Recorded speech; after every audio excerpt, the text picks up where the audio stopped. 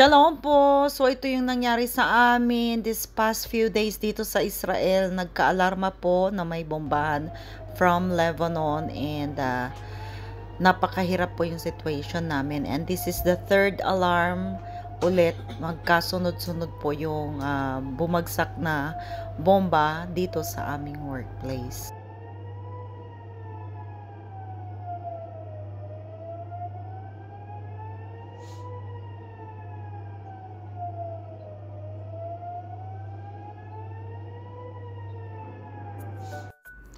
So ayan, that is the third alarm na nangyari. Parang magkasunod lang yan guys eh. So after that, nung medyo okay naman na walang putukan, nawa naman ako kay Lola kasi from bed, ang layo-layo. So ang ginawa ko, yung kanyang reclining chair, nilapit ko na lang sa bomb shelter. At ako naman ay sa sala, sa sofa ako natulog. Kasi para mas mabilis kong itakbo si Lola sa aming mamad. So, napakahirap ng situation kasi hindi siya gaanong mabilis maglakad. So, ganyan na lang ginawa ko at nilagyan ko ng ilaw. Tapos, for how many days na tumahimik na rin dito sa Israel.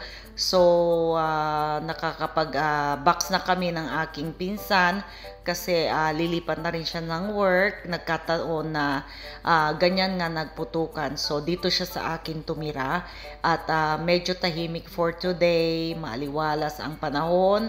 Pero ang mga tao parang laging nasa loob ng bahay. And this is Friday, kailangan din magluto para magpipray si Lola at meron siyang mga food. So, syempre, kanin-kanin is life, ang kanyang meatballs or yung sitsot, at ang kanyang dagim or ang fish na morokay ang pagkakaluto. At nag-decide ako ng magluto ng isang recipe na natutunan ko kay Sir David and Rai, isang vlogger na gustong-gusto kong panoorin, yung katulong nila sina Rose at si Lindy. So yan ang natutunan ko sa kanila ngayon, ang magluto ng manok na with suka lang, imbis na toyo, suka siya. So ang ginawa ko naman dyan is nagsaute lang ako ng sibuyas, bawang, tsaka luya at pinrito ko ng konti, sinimmer ko lang ng konti ang manok for how many minutes, and then nilagyan ko ng 1.5 cup of water, tapos nilagyan ko ng pampalasa, asin, paminta, tapos yung chicken powder. So yan, tsaka mekos-mekos mo na yarn, di ba? Oha. So kahit na ganitong may putukan, yan, kailangan mabilisan ang mga trabaho namin dito. So, tansya-tansya yung pagtatrabaho at very attentive talaga. At meron kaming mga GC na nagbibigay ng warning kung saan yung may mga putukan. So today, ang nangyari dyan is bandang Haifa, ang medyo maraming racket. So, I hope they're okay there. So, ayan, nilagyan ko na ng kunting patis at yung suka.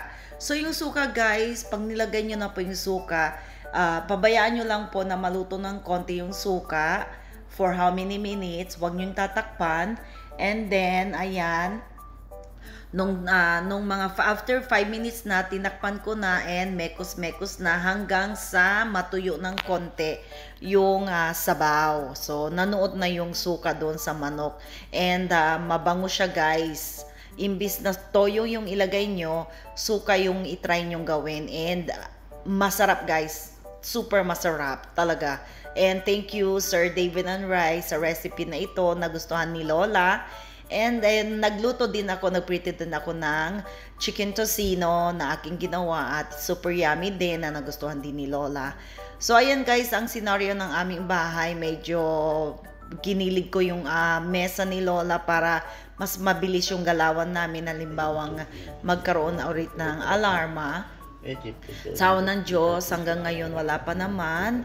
And after that, pinaliguan ko siya ng mabilisan at nagdasal na si Lola. Sabi ko, idasal mo na maging peace tayo for today, for tonight, para makatulog din tayo ng mahimbing. So, please pray for us here in Israel at sa mga kababayan natin sa Lebanon at sa ibang bansa po na may problema kung ano man pong hidwaan ng ating mga hindi nagkakaintindihan.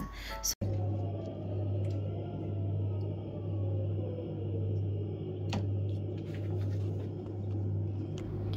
at yan ang kaganapan ditong Saturday morning. Binulagta na naman kami ng isang sirena alarma dito sa Israel, sa aming place sa Migdal Haemek. So, hindi na tumigil ang ganitong pagbagsak ng bomba. Buti na lang, meron kaming tinatawag na Iron Dome. So, ito yung kaganapan namin ni Lola sa bomb shelter. At antok na antok pa siya dyan. Wala tayong magagawa, no? So, dyan kami, after 10 to 15 minutes, pwede na makaping labas. Pero hinihintay ko na lang kung anong text ng anak, kung pwede na kaming lumabas. So nakakaawa si Lola, antok na antok pa dyan. This is 8 a.m. Pag Saturday kasi, nagigising na lang kami mga 10 a.m. na, no? So ginising ko na siya ng 8 a.m. Nakakaawa talaga yung mga matatandang ganito, no? So ito yung bomb shelter namin, may para siyang pintuan na makapal at yan ay talagang kusang ginawa ni Lola nung ito ay binili niya yung lupa. Pinagawan talaga ng bomb shelter. Buti na lang inisip niya iyon. Kasi kami lang dito ang may mga may bomb shelter, pero yung ibang bahay wala talaga. Lalabas pa sila ng bahay at merong designated na pupuntahan nila na mamad. So ito na yan, ng mga bantang tanghali na naghintay na lang kami ng pag-lunch ni Lola. At nanonood na lang kami, wala naman akong ginawa, chill lang. Pahiga-higa, parang senyorita. Sa totoo lang, naghihintay kung mag-alarma, takbo ulit dyan. Or diba? Ganyan talaga ang buhay namin, no? So, maaga kami natulog ni Lola. Pero siya talaga natulog na siya mga 8:30 p.m. Pero ako, tinapos ko muna yung aking gawain sa gabi until 9. Nagtapon ako ng basura, naghugas ng pinagkainan namin ni Lola, yung mga kalat-kalat, inayos ko yung upuan niya, at lumabas ako sandali kung gaano katahimik ang labas namin, at parang Friday pa rin ito ng night, pero Sabado na dapat marami ng bus ditong dumadaan o mga taong naglalakad, pero wala talagang naglalakad masyado. So anyway, ganyan talaga ang buhay pag ganitong may giyera dito sa Israel. Sanayan na lang at pray lang lagi. At very attentive ang mga lahat ng caregiver dito, especially pag hawak namin ay matatanda, at mahirap talaga ang sitwasyon namin dito.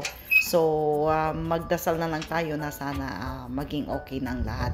Tinry kong lumabas lang, video ang labas, pero talagang walang bus na dumadaan, at yung tapat ng bahay ko lang ang may tao.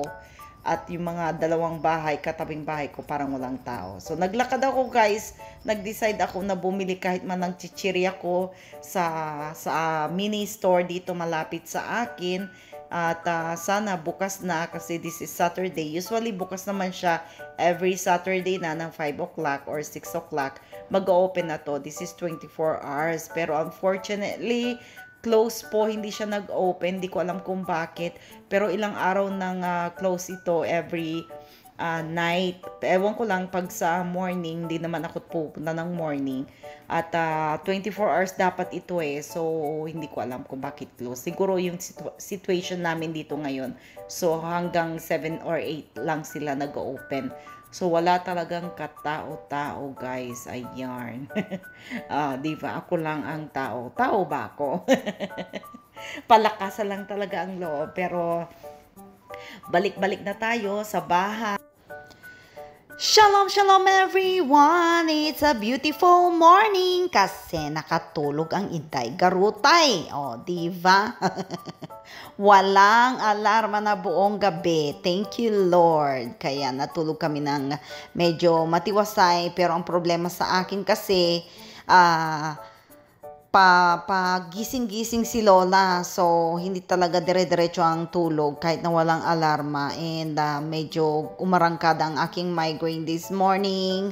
Sana naman hindi magtuloy-tuloy ng buong araw. Kasi ang hirap po na magkaroon ng migraine at mahirap magtrabaho pag ganito ang nararamdaman natin, no?